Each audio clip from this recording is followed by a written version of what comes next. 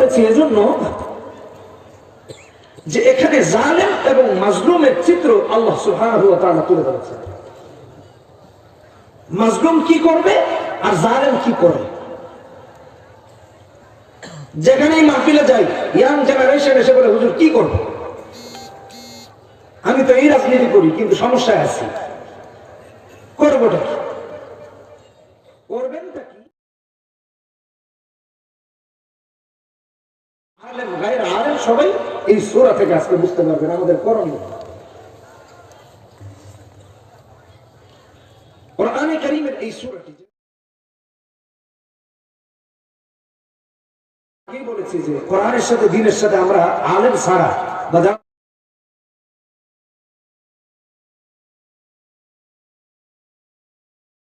তারা ছাড়া, মাদ্রাসায় যারা গিয়েছে তারা ছাড়া খুব কম মানুষ চেনে জানে। অপরিচিত মানুষের কাছে পরিচিত যদি কাউকে করিয়ে দিতে হয়, আমরা বলি লোকটা এমন, দাড়িগুলো এমন, টুপিটা এরকম, পাঞ্জাবিটা এরকম, চলার গতি এমন, দেখতে এরকম। ঠিক এই সূরার পরিচয়টা আগে আমি আপনাদের কাছে করিয়ে দিচ্ছি, তুলে ধরছি। সূরাটি হলো 30 নম্বর পারা। কোরআনে পারা আছে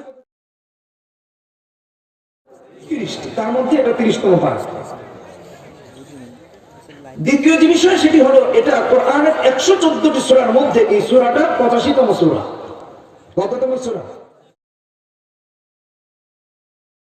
পরিচয় পাচ্ছেন তো?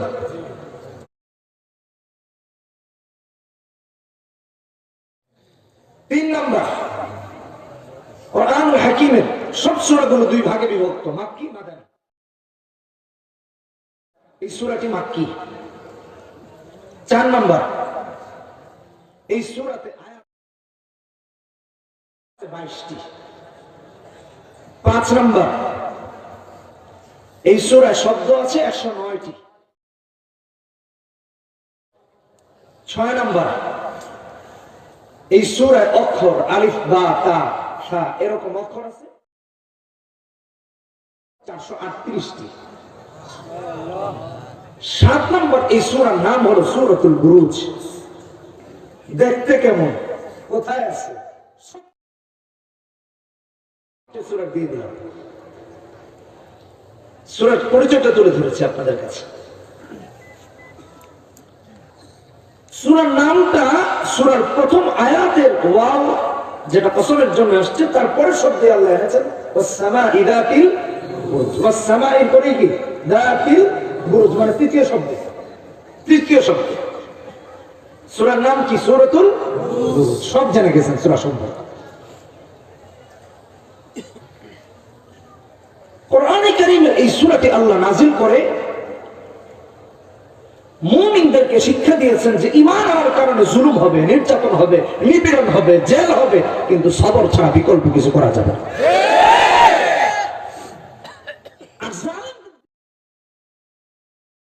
ধরেছেন যে জালেমরা মুমিনরা ঈমান আনার কারণে এই সূরায় বলেছেন আগুনে পুড়িয়ে পুড়িয়ে মুমিনদেরকে তারা শহীদ করবে। আমি আরো বলতে চাই, বর্তমান পৃথিবীতে দেখিয়ে দেখেন কোথাও আগুন দিয়ে জ্বালানো হচ্ছে, কোথাও ব্রাশ ফায়ার করা হচ্ছে, কোথাও কামানের সামনে মুমিনদেরকে দাঁড়াতে হচ্ছে। আল্লাহ রাব্বুল ইজ্জত ওয়াল জালাল জালেমের অবস্থা এই সূরায় তুলে ধরেছেন, আর মুমিন যে ঈমানের উপর ইস্তেকামত থাকবে তার কথাও নিশ্চয়তা দিয়েছেন এই সূরায়। দুটি চিত্রই আল্লাহ তাআলা এই সূরাতে তুলে ধরেছেন। শিক্ষার বিষয়টা এখানে।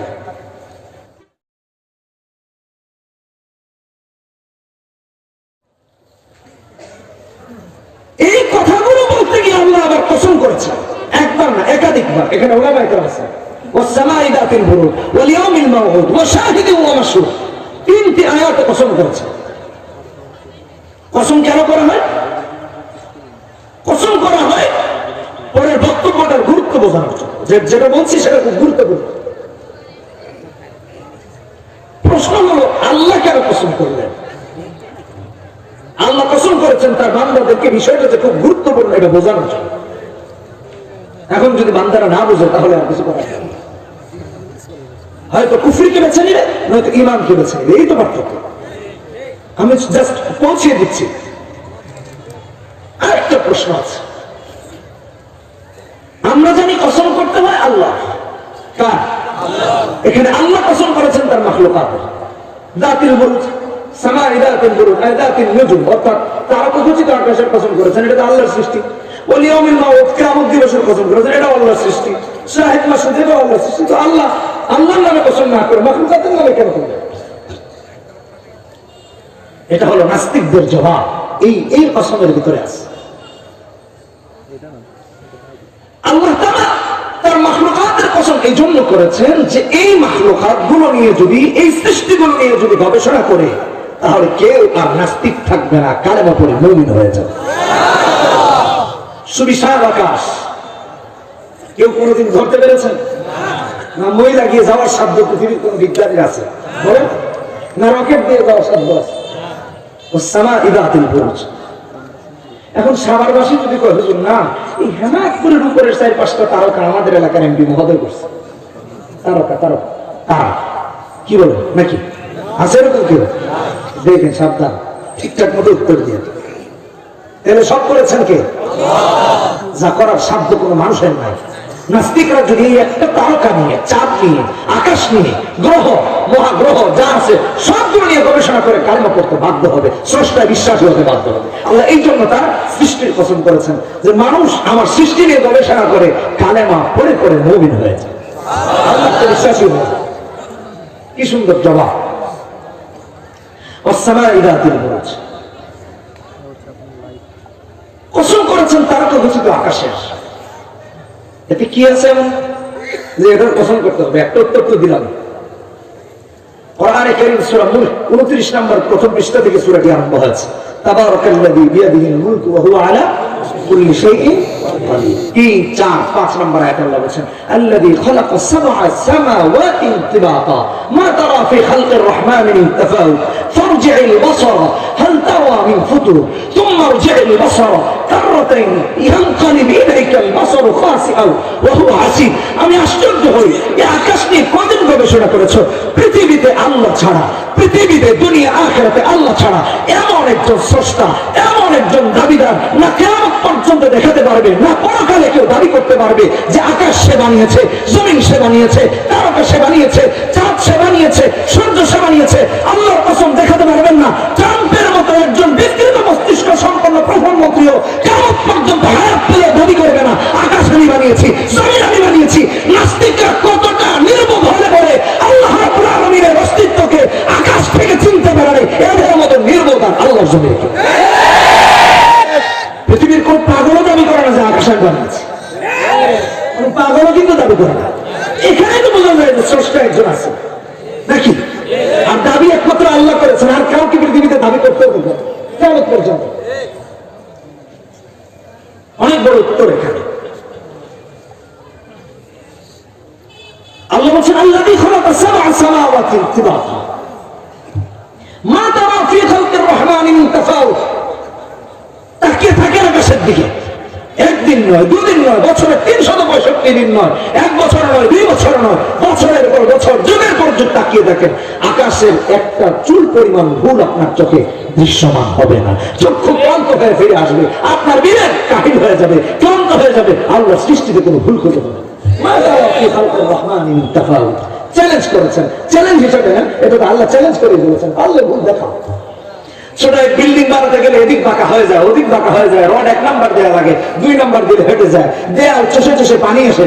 আকাশের কোন দিক দিয়ে পানি বের হচ্ছে একটু দেখাতো, নাকি কোন দিক দিয়ে ফাঁকা আছে? না বলে হুজুর হ্যাঁ করে আকাশটা একটু কালো কালো দেখা যায়, এটা কালকে সাদা করে দেবো, তারা 14 গোষ্ঠীর ক্ষমতা আছে। মা তারা ফি খালকির রাহমানি তাফাউত। এই জন্য আল্লাহ এই তারকাখচিত আকাশের কসম করেছেন।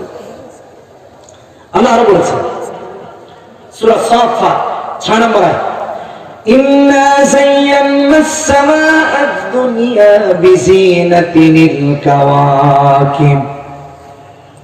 তারকা দিয়ে আকাশকে সজ্জিত করেছেন। আল্লাহ নিজে বলছেন, ওয়ালাকাদ যায়্যানাস সামাআদ দুনিয়া বিমাসাবিহ। 6 নম্বর আয়াত সূরা মুলকে। সাজিয়েছেন কে? আল্লাহ। বলেন কে? আল্লাহ। সেই সাজানো আকাশের কসম করেছেন, আয়াতিল বুরুজ দাতিল নুজুম, তারকাখচিত আকাশের কসম করেছেন। সময় অল্প, তাই দ্রুত বলার চেষ্টা করছি। 2 নাম্বার, ওয়াল ইয়াউমিল মাউউদ, অর্থাৎ কিয়ামত দিবসের কসম করেছেন। কিয়ামত দিবসের কসম আল্লাহ কেন করলেন? ইন্না জালজালাতাস সাআতি শাইউন আযীম, সূরা হজ প্রথম আয়াত। ভয়াবহ অবস্থা হবে কিয়ামতের। আল্লাহু আকবার। কেমন ভয়াবহ হবে?